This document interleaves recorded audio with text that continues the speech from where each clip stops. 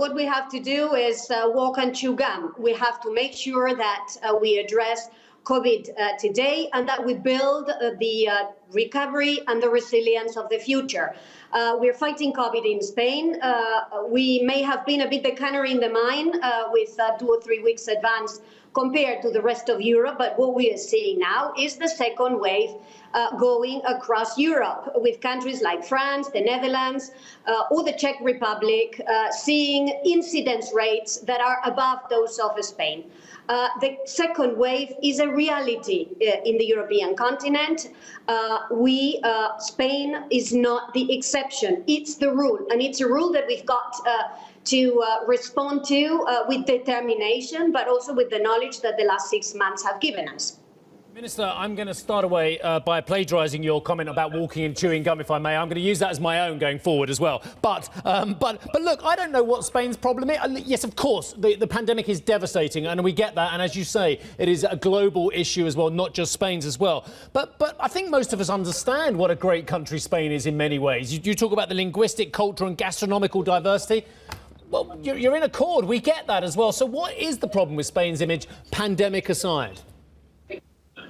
Well, we don't have a problem of image.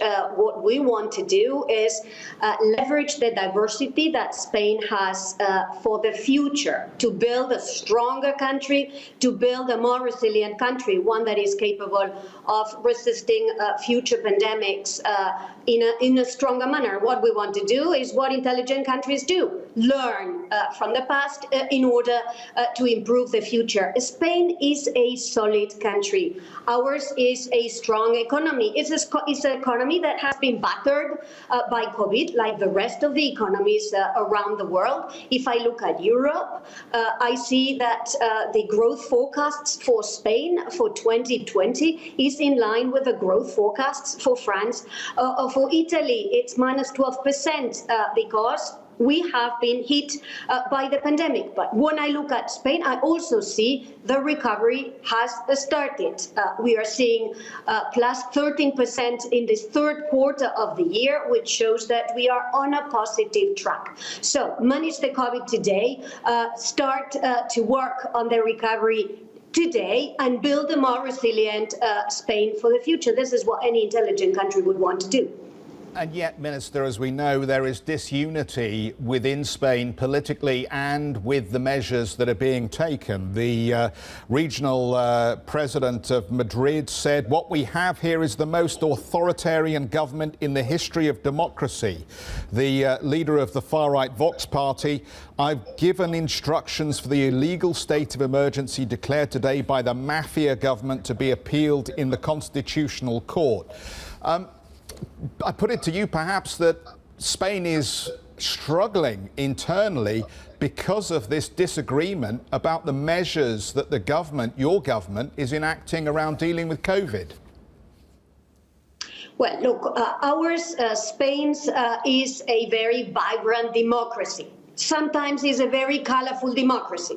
But what we're seeing in Spain is not unlike what we're seeing in other countries in Europe. When cities or regions have to take the tough decisions of limiting mobility of their citizens to protect them against COVID, sometimes they don't like it.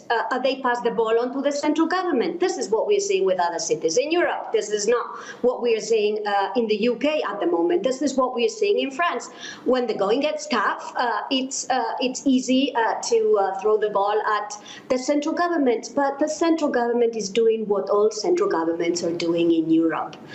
A steady hand and taking the measures that will protect the health of our citizens while making sure that we build the recovery for the future. So in a very responsible manner, but we are a democracy, so democracies are vibrant, and sometimes, as I said, in Spain, they express themselves in a very colorful manner. But again, what counts is not what we say, what counts is what we're doing. And what we're doing is taking the tough measures that will allow our citizens to be protected and their recovery to pursue.